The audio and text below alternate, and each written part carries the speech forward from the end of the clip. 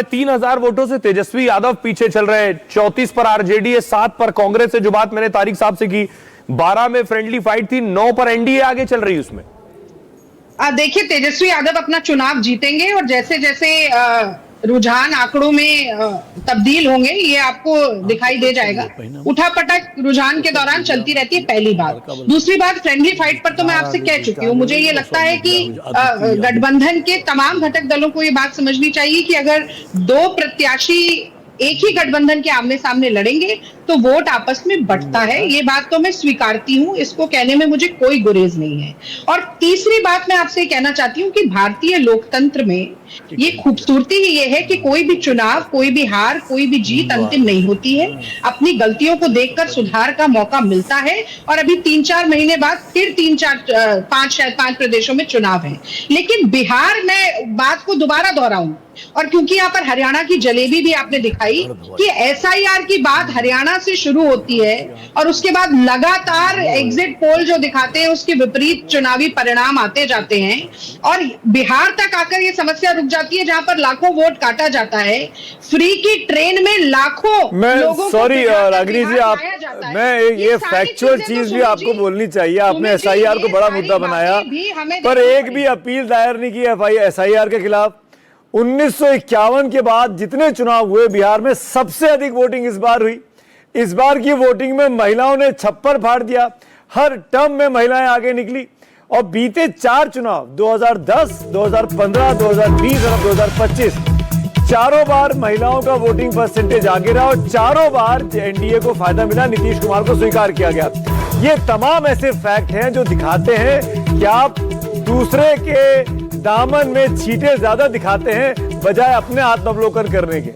नहीं सुमित जी, देखिए, ये दूसरे के दामन में छींटे डालना या अपने गिरेबान में झांके बिना दूसरे पर आरोप लगाने की बात नहीं है। देखिए, ये मध्य प्रदेश में मामा जी, तथाकथित मामा जी ने एक फॉर्मूला दिया कि चुनाव से पहले किस्तें बांटना शुरू कर दो, और उस फॉर्मूले की वजह से तमाम जगह पर महिलाओं का वोट कंसोलिडेट हुआ। इसलिए भी कि गरीबी बहुत है इन प्रदेशों में, महिलाएं बहुत प्रताड़ित हैं, उनके घर नहीं चल रहे हैं, महंगाई बहुत ज्यादा है। और आप 1.25 करोड़ महिलाओं को 10,000 रुपए चुनाव के बीच में देते जाएंगे और आप कहेंगे कि 10,000 ही सरकार भी हम आपको ना कहें, 10 नंबर ही भी। मैं आता हूँ आपके पास, एक तस्वीर आ रही है बढ़िया सी, उसको दिखा देता हूँ। आपने शायद अपनी बात कह ली है। नीतीश कुमार को मिठाई खिलाई जा रही है। तस्वीरें हमको बीजेपी दफ्तर से भी आ रही है। मेरी सहयोगी सिकता वहां से जुड़ी हुई है। सिकता, क्या हो रहा है बीजेपी दफ्तर में? भाई सबसे बड़ी पार्टी है बीजेपी, 83 सीटें आ रही हैं। बिल्कुल, भीड़ लगातार बढ़ रही है कार्यकर्ताओं की। आप देख सकते हैं यहाँ पर नेता और अब कार्यकर्ता सब धीरे धीरे जुटते जा रहे हैं और तमाम मीडिया कर्मियों के साथ इस उत्साह को शेयर कर रहे हैं कार्यकर्ता। ये तस्वीरें आप देख रहे हैं बीजेपी कार्यालय की, जहाँ पर बाहर धीरे धीरे जमावड़ा बढ़ता ही जा रहा है और ढोल वाले पहुंच चुके थे, लेकिन सुमित उन्हें रोका गया कि जब तक कहा नहीं जाए तब तक आप ढोल ना बजाएं। लेकिन कार्यकर्ताओं में उत्साह लौटा है और वो ढोल बजाने का इंतजार कर रहे हैं। देखिए, ये जो कार्यकर्ताओं से बात भी कर सकती हैं, जेडीयू के दफ्तर की भी, बीजेपी दफ्तर की भी। सिकता, आप बात करना चाहेंगे कुछ कार्यकर्ताओं की, जैसे सुमित कह रहे हैं? लोगों से बात करिए, उनसे बात करके बताइए। यहाँ पे कुछ मौजूद है कार्यकर्ता, ये बताइए किस तरह सेलिब्रेट कर रहे हैं? बिहार की जनता ने विकास पे भरोसा किया और बिहार की जनता, जिसमें माँ बहनों का बहुत बड़ा शुक्रिया अदा किया जा रहा है इस अवसर पे कि उनको विश्वास था तो एनडीए की सरकार पे, यानी देश के प्रधानमंत्री, यानी कि महिलाएं पूरी तरह से एनडीए के साथ रही शुरू से। उनके सम्मान, उनकी सुरक्षा की बात थी और उनको भय था कि कहीं दोबारा फिर जंगल राज वापिस इस राज्य में न आ जाए। माननीय प्रधानमंत्री श्रीमान नरेंद्र मोदी जी और माननीय मुख्यमंत्री श्रीमान नीतीश कुमार जी पूरा अटूट विश्वास था, जिसका नतीजा है कि ये जो विकास वाली रफ्तार से वाबिस्ता एक ट्रेन चल रही है उसमें कोई माई का लाल बाधा नहीं डाला। सारे षड्यंत्र फेल हो गए और हर मोहल्ले में गूंज रहा है भारत माता की जय और वंदे मातरम। बताइए, जो युवा थे या फर्स्ट टाइम वोटर्स थे, कहा जा रहा था कि उन्हें रोजगार चाहिए, विकास चाहिए, एम्प्लॉयमेंट चाहिए, तो तेजस्वी यादव कह रहे थे कि मैं उनका नेता हूं, मैं वो रोजगार दूंगा, कि क्यों नहीं वो पहुंच पाई उनका मैसेज और एनडीए में कैसे भरोसा जताया? जो युवा हैं वो सब कुछ बहुत अच्छे से जानते हैं। काफ़ी अदर पार्टीज़ ने भी बहुत सारा प्रचार किया कि अब युवाओं को बाहर नहीं जाना पड़ेगा, ऐसा ऐसा प्रचार भी आया जिनका खाता तक नहीं खुल पाया है अभी। तो आप जानती हैं युवा सब कुछ जानते हैं, युवा को पता है कि हमें क्या चाहिए, भारत कैसे आगे बढ़ेगा, बिहार कैसे आगे बढ़ेगा। युवा आज के डेट में पीछे नहीं। पर युवा जो पहले टाइम वोटर्स हैं, फर्स्ट टाइम वोटर्स हैं, वो तो पैदा ही नहीं होंगे जब जंगल राज था, जिसका नारा आप लोगों ने लगाया, तो उनको कैसे समझ ये पहुंचा? हम लोगों ने बताया था कि मेरे युग में हम ही देखिए 15 वर्ष मेरा नौकरी लगा हुआ और हटा दिया गया था। उस राज में हम लोग पीछे हो गए। अभी जो आप देख रहे हैं कि अपने पत्नी को मार रहा था कि क्यों वोट दे रही हो, राष्ट्रीय जनता दल के बहुत से कार्यकर्ता अपने पत्नी को मार रहे थे कि क्यों वोट। तो कैसे समझाया आपने युवा सशक्तिकरण पर इस जोड़ दिया? युवाओं को कैसे समझाइए, बताइए आप लोगों ने क्या मैसेज दिया? युवाओं को समझाने के लिए हम लोग ने डोर टू डोर कैंपेनिंग चलाया। हम लोग ने बताया कि 2001 और आज 2025 का क्या वैल्यू है, क्या उस समय का चेंजिंग है, क्या शिक्षा था, क्या नौकरी था, क्या रोड था। एक बार चारू जी के पास भी चले जाते हैं। चारू जी, ये बार बार कहा जा रहा है कि पहले तो अगर ये रुझानी नतीजे हैं तो बहुत बहुत बधाई है, 191 सीटों पर आप लोग आगे दिख रहे हैं और बीजेपी 84, जेडीयू 76। ये ऐसे आंकड़े हैं, किसी ने उम्मीद नहीं की थी। सब एग्जिट पोल्स आपको दिखा रहे थे जीतते हुए। चारू जी, आवाज आ रही है आपको मेरी? मुझे लग नहीं रहा उन्हें आवाज पहुंच रही है। चारू जी, आवाज मिल रही है आपको? नहीं, ठीक है, चारू जी तक नहीं आ रही है। अगर मनीष जी को आवाज आ रही है तो मनीष जी के पास जा सकते हैं। मनीष जी, ये बार बार कहा जा रहा है कि भाई ऐन मौके पे 10,000 डाल दोगे खाते में तो वोट कहाँ जाएगा? अब सब यही वाली बात कर रहे हैं। नहीं, देखिए, कांग्रेस के नेता बिहार को छोड़ दीजिए, दिल्ली में आपकी जमानत क्यों सभी सीटों पर जब्त हो गई? भाई, आप जिस राज्य में चुनाव हारते हैं वहां आप चुनाव आयोग पर सवाल नहीं उठाते हैं, जहां चुनाव जीत जाते हैं वहां ठीक। ये दोहरा चरित्र क्यों? जहां जीत रहे हैं वहां बढ़िया, जहां हार रहे हैं वहां चुनाव आयोग पर सवाल उठाते हैं। ये दोहरा चरित्र है। आप दिल्ली हारते हैं तो वहां तो आपने वहां भी तो आपने ऐलान किया था कि हम माई बहन योजना लाएंगे। लेकिन देखिए, नीतीश कुमार जी 2005 से लगातार बिहार में महिला के लिए काम कर रहे हैं। जैसे ही वो 5 में सरकार में आए, पंचायत चुनाव में 50% उन्होंने आरक्षण दिया। जो महिला घर से नहीं निकल पा रही थी वो पंचायत में प्रतिनिधित्व कर रही है, नेतृत्व कर रही है। वो मुखिया बन रही है, जिला परिषद बन रही है, प्रमुख बन रही है। सरकारी नौकरी में 35% आरक्षण दिया। लड़कियों को स्कूल जाने के लिए साइकिल दिया, कपड़ा दिया, किताब दिया। तो बिहार की महिला, बिहार की बहनें हमारी, उन्हें लगा कि नहीं, अगर हमारे इस बीच बड़ी खबर, तेजस्वी यादव 3000 वोटों से पिछड़ गए हैं। तेजस्वी यादव पिछले कुछ वक्त से पीछे चल रहे हैं। पहले 900 से पीछे थे, अब 13,000 वोटों से तेज प्रताप पीछे चल रहे हैं। यानी करण अर्जुन दोनों पीछे चल रहे हैं अपनी अपनी सीटों पर।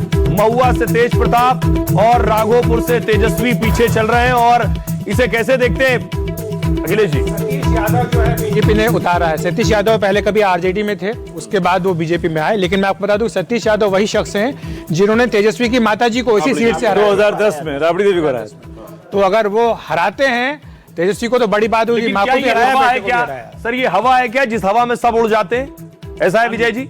आंधी सुनामी। अब तो ये आंधी है, इसको कैसे आंधी नहीं कहेंगे। 190 सीटों पर यदि एनडीए आ रहा हो, भारतीय जनता पार्टी और ऐसी आंधी में सर बड़े बड़े हार जाएं तो बहुत बड़ी बात होती है। कोई बड़ी बात नहीं होती है। इस बड़ी बात तब होती है, देख लीजिए ऐसे लोग जब सत्ता में बीजेपी को 190 सीटें मिल गई एनडीए को, उसमें भी बीजेपी के कुछ नेता मैं पीछे देख रहा हूँ। रामकृपाल जी पीछे चल रहे थे। तो ये भी कई बार होता है। अखिलेश जी को याद होगा कि प्रमोद महाजन, मेरे को बार बार याद आता है कि 1998 में जब वाजपेयी जी की सरकार बनी और वो चुनाव हार गए। अरुण जी 2014 में चुनाव हार गए अमृतसर से। भाई ये तो ऐसा भी कई बार आंधी ये इस हमारी बस्ती की तरह भी देख लिया करिए। बड़ा स्टैंडिंग फैक्टर क्या देखते हैं आप इन आंकड़ों के पीछे जो 190 छू रहे हैं? पहले आपका जो सवाल की आंधी है, मैं कहूंगा मोदी नीतीश जुगलबंदी है। और ये जो है ऐसा आंधी 2010 में देखा गया था और उसी का ये रिपीटिशन है, ये मिरेकल है 2010 वाला। सर इस आंधी में बड़े बड़े हार जाएंगे क्या? बड़े बड़े तो हार रहे हैं, तेजस्वी यादव ही हार रहे हैं, तो और किसका नाम लूं मैं इसमें? कांग्रेस के बड़े बड़े लीडर्स हार रहे हैं। तो बट सबसे इंटरेस्टिंग सवाल ये है कि जो अमित शाह कह रहे थे 160, उसके बियॉन्ड ये चला गया। इसलिए मैं शुरू से कह रहा हूं ये वेव था जो प्रशांत किशोर को नजर नहीं आ रहा था। बहुत बड़े इलेक्शन एनालिस्ट बनते हैं, कह रहे थे कि 25 सीट से नीतीश जी ज्यादा आएंगे। तो मैं सारे स्ट्रैटेजी फ्लॉप हो गए। बद्रीनाथ जी जल्दी लिए एक रिएक्शन। मैं ये कहना चाह रहा हूं कि इस आंधी के निर्माण में अगर आप गहरी व्याख्या करेंगे तो नीतीश के प्रति सिंपैथी फैक्टर एक बड़ा कारण है, जिसको पढ़ा नहीं गया, जिसको समझा नहीं गया। जो आप देखिएगा अगले एनालिसिस में चीजें उभरेंगी। ऋषि जी जल्दी से। देखिए ये तो बीजेपी को भी उम्मीद नहीं था। चाणक्य हैं भारत के राजनीति के, उनको भी नहीं था। लेकिन असली चाणक्य कौन है समझना पड़ेगा। वो जो पटना में था वो या वो जो दिल्ली में था। संजीव जी क्लियरली जनता को ऑपोजिशन गठबंधन महागठबंधन पे विश्वास नहीं था और नीतीश बीजेपी की जोड़ी पे विश्वास था। तो ये अब इसको कितनी भी तरह से अविश्वास बढ़ा कैसे? ये विश्वास 2020 में थोड़ा था, अब ये अविश्वास और बढ़ गया 25 में। जैसे वो बद्री जी कह रहे थे कि थोड़ा ये जो सिंपैथी भी हुई नीतीश के लिए, आखिरी चुनाव है, जो भी कारण है, अब इस तरह के रिजल्ट की बहुत ज्यादा समीक्षा, बाल की खाल भी निकालना बड़ा मुश्किल। रिजल्ट ऐसा है, क्लियरली वन वे है। आप देखिए कि 33 सीटें आरजेडी को आ रही है, अगर 8 सीटें कम हो जाएं तो उनको एलओपी का पोस्ट भी ना मिले। वो भी नहीं मिलेगा। हमारे सहयोगी प्रसाद है। ने गिरिराज सिंह से बात की है, जरा वो एक बार सुन लेते हैं। गिरिराज सिंह क्या कह रहे हैं इन आंकड़ों पर। बिहार में चुनाव नतीजे सामने आ रहे हैं और शुरुआती बढ़त एनडीए को मिली है, बल्कि जबरदस्त बढ़त मिल चुकी है एनडीए को। क्या यही बढ़त आगे भी जारी रहेगी? हमारे साथ हैं केंद्रीय मंत्री गिरिराज सिंह। गिरिराज जी, अभी तो ऐसा लग रहा है कि आप लोग 150-160 तक का आंकड़ा छू रहे हैं, क्या यही बढ़त बरकरार रहेगी? क्या उम्मीद है? देखिए, मेरा मानना डे 1 से है कि हम अपने जिले में कंसंट्रेट किया था।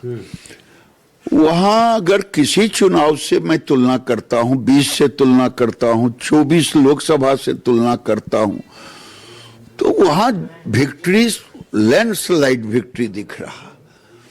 तो बिहार के टोटल सीटों की यही स्थिति होगी। मैं कहता था कि 200 के आसपास रहेगा और ये होगा। आखिर क्यों ना हो? आपको लगता है 160 जो है वो 200 पहुंच जाएगा? पहुंचेगा। आखिर क्यों ना पहुंचे? बिहार की जनता अमन, चैन, शांति, सामाजिक समरसता, न्याय के साथ विकास, एक तरफ नेतृत्व है नीतीश कुमार और नरेंद्र मोदी का, जिनके ऊपर कोई दाग नहीं। दूसरी तरफ लालू यादव, तेजस्वी यादव, राहुल गांधी, जो जेल और बेल में हैं, जो गुंडागर्दी के प्रतीक हैं, जंगल राज के प्रतीक हैं, भ्रष्टाचार के प्रतीक हैं। भले आज का युवा ने नहीं देखा, लेकिन उनके बुजुर्गों ने तो देखा है। ये क्यों देंगे? सबसे पहले अमन चैन। और मैं आज कह रहा हूं, ये सरकार फिर से नीतीश कुमार के नेतृत्व में बनेगी। और एक चीज कहूंगा, बिहार की जीत तो झांकी है, अगली बारी हमारी दीदी, बंगाल वाली दीदी, तुम सुन लो, बंगाल अभी बाकी है। बड़ी खबर आपको बता देते हैं, गिरिराज सिंह ने कहा कि अभी बंगाल बाकी है। रुझानों में बीजेपी का स्ट्राइक रेट 84.5%, जेडीयू का स्ट्राइक रेट 75.24% है और आरजेडी का स्ट्राइक रेट भी बता रहे हैं आपको। मनोरंजन भारती के पास जाएंगे। मनोरंजन जी, लगा दी गई है। तो गिरिराज सिंह कह रहे हैं कि जिन्होंने नहीं देखा है जंगल राज, उनके लिए भी जंगल राज मुद्दा है। क्या ऐसा लग रहा है अब आपको भी? देखिए, मैं जेडीयू ऑफिस में मौजूद हूँ। यहाँ पर सेलिब्रेशन चल रहा, पटाखे की आवाज आपको सुनाई दे रही होगी। पटाखे फोड़े जा रहे हैं यहाँ पर और जश्न का माहौल है। उसके बगल में आप यदि देखेंगे तो यहाँ पे लड्डू जो है, लड्डू बांटने की भी तैयारी हो रही है। लोग जो है, वो जो रास्ता है जेडीयू दफ्तर के सामने का, वो एक तरह से वो जाम हो गया है और यहाँ पर लोग केवल जो है नीतीश कुमार और जो ये गठबंधन है उसकी जीत की खुशियां मना रहे हैं। शायद इनको अंदाजा नहीं होगा कि इतनी बड़ी जीत गठबंधन एनडीए आगे बढ़ रहा है। और मैं अपने सहयोगी को कहूंगा कि ये कुछ कह रहा है। तस्वीरें हम देख रहे हैं, आरजेडी दफ्तर में मायूसी है तो जेडीयू दफ्तर में देखिए किस तरह से जश्न मन रहा है।